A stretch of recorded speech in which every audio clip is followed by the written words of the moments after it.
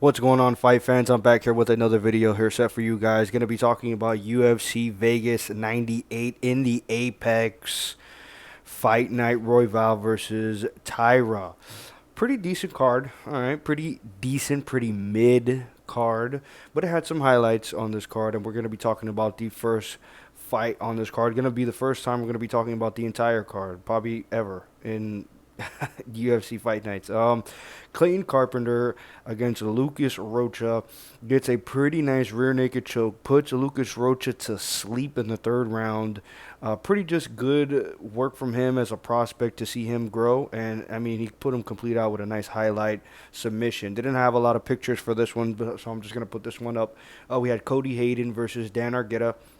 Dan Argueta is your pretty simple grappler type, a guy that's really good with the grappling and the wrestling, pretty much mixing it up. And Cody Hayden was just completely outboxing, outfighting, just outstriking this dude completely whenever it was on the feet, whether it be the first, second, or third round. He had many times where he had Argueta get hurt, and he was trying his best to be able to get that highlight KO. Very fun fight, back and forth fight between these two guys. Argueta was trying his best to get a takedown, especially in that third round, as much as he could. But Cody Hayden comes out top with a uh, pretty decent performance against Dan Argueta. Then we had Julia Palostra versus Corey McKenna. Julia Palostra just completely negated Corey McKenna on the feet. She beat her soundly every single time that they were doing an exchange in the clinch, on the feet, in range, out of range. Palostra just looked like she was putting in the better work in that WMMA fight. And then we had one of the highlights of this card. We had Junior Tafa versus Sean Sharif. These two big, fat, tubby, big men were just swinging and for the fences. And while Tafa had Sharif hurt in the first round, Sharif then got on top of Tafa late in the first round, was looking to be able to maybe get some choke, some good ground and pound. The first round ends. They go to the second round, and good lord, these guys are gassed already. It's the second round. It's been 6-7 minutes into the fight, and these guys are gassed. Work on your fucking cardio, brothers. Good lord have mercy. And pretty much Junior Tafa beat Sean Sharif by exhaustion. This guy he couldn't throw anymore. Moving on up the card, we had Themba Garimbo versus Nico Price, and Themba Garimbo completely beat Nico Price, whether it be in the grappling exchanges, especially on the feet. He made Nico Price look like an amateur out there. The 1-2s, his combinations, especially with the boxing and the kicks as well, was very, very crisp by Garimbo. Very good, nice to see him able to mix in the MMA, or mix the martial arts, as they say, and had a really good outing against Nico Price. It was kind of an NPC on the feet. Didn't really do much. I really want to see more step-ups for Themba Garimbo in the future. Moving on up the card, we had Jonathan Pierce versus Pat Sabatini, and Sabatini gets a really, really nice standing rear naked choke in the first round against Jonathan Pierce. Damn near puts him to sleep and falls to the ground almost. But very, very good performance by the underdog, I believe Pat Sabatini was.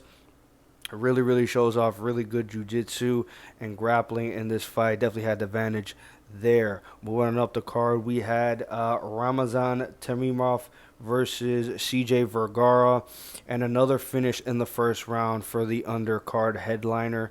Ramazan Tamirov, he gets a nice combination against CJ Vergara, who's on the fence, hits him with a nasty left hook body shot, drops him to the ground while he was pretty much just pummeling him, especially during that exchange. So really nice prospect win again for Ramazan Tamirov.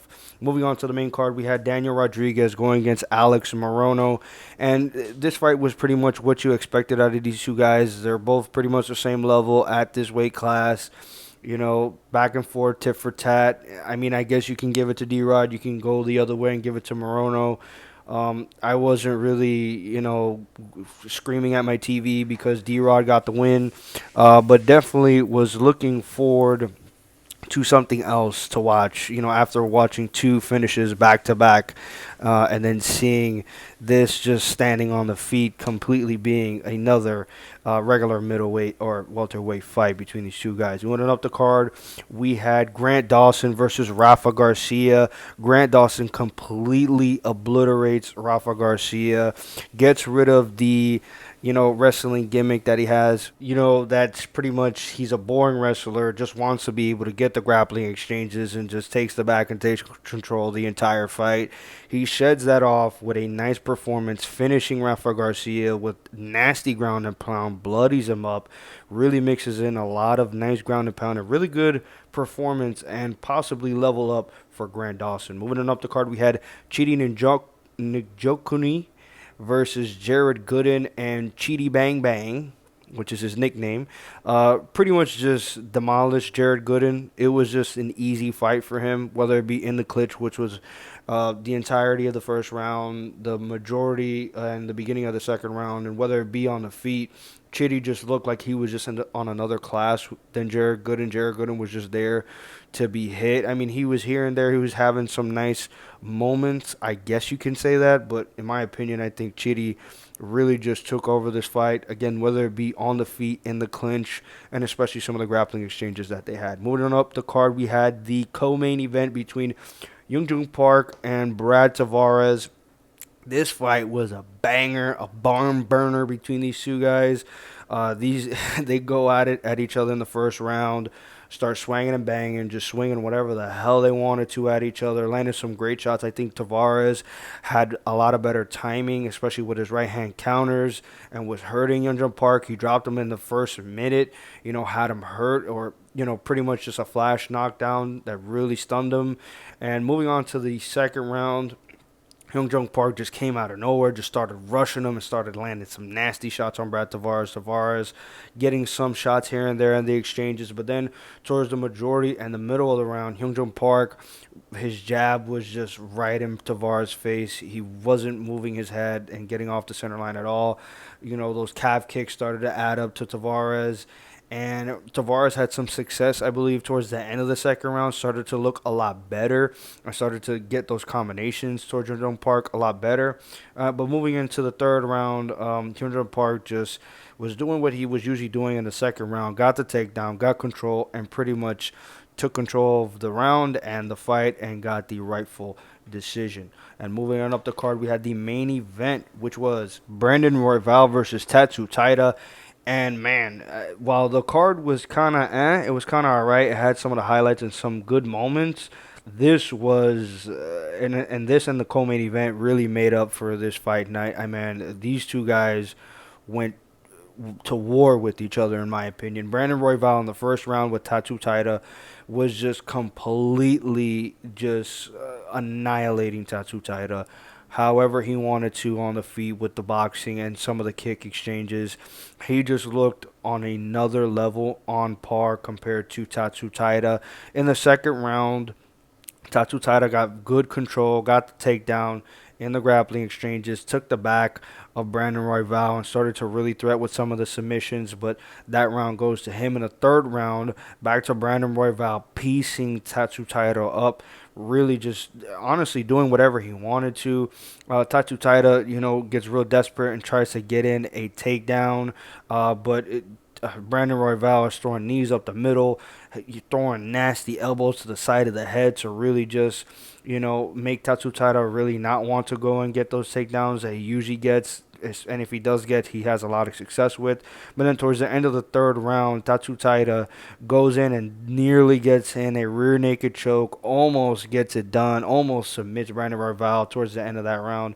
But Royval survives. Then you move on to the fourth round. Tatsu Taira, again, similar to the second round, gets Royval on the ground while Royval was having some success on the feet. Takes him down, takes control, again starts threatening with submissions again, taking his back. And then you go on to the fifth and final round. I really have it 2-2. Brandon Royval is having a lot of success with, again, the boxing, the hands, really just showing that he's on another level and another tier. Tatsu Taira tries to get a takedown. Royval has really good takedown defense, but goes to the ground. But while he is going to the ground, he doesn't let Tatsu Taira take his back. He gets back on the feet. They have a good, nice scramble. Then Royval takes actually control over Tatsu Taira, takes him down for once, and then gets the separation and goes back to piecing Tatsu Taira up on the feet.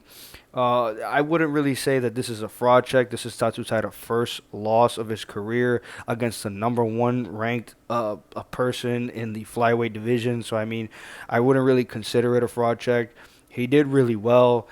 His grappling is on another level. His grappling is definitely his saving grace of his build. Um, but while Brandon Royval was just showing, the toughness, the gritness, and the determination that he has, especially, coming off a win that he had against Brandon Moreno, he is just showing as to why he's up to class. Even though this division is kind of in a log jam, he's not going to be able to get that championship fight against Pantoja again. That goes to the new signee, Kai Akusari, or Akasura. I believe that's how you say his name. Another Japanese dude. Uh, but I want to give a shout out to Tatsu Taira. Even though his striking isn't up to par, his striking is actually pretty decent. It's pretty good compared to a lot of the other fighters in the flyweight division.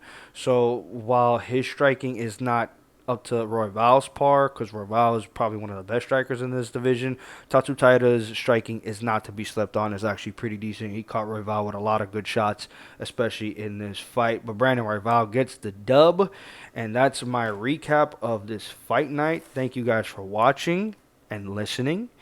Obviously, like this video if you like this video and you like UFC and you like this card. Comment your opinions on who you had winning this main event or any of these fights, or comment your opinions on this card and how you rated and how you thought it was, whether it's decent, mid, great, good, or shit. Subscribe, man. Subscribe, UFC MMA fans, because you know I got this good stuff for you, baby. You know I got this great and quality content every single Saturday night, fight night. You know I got you guys. Thank you guys again for watching again, and peace.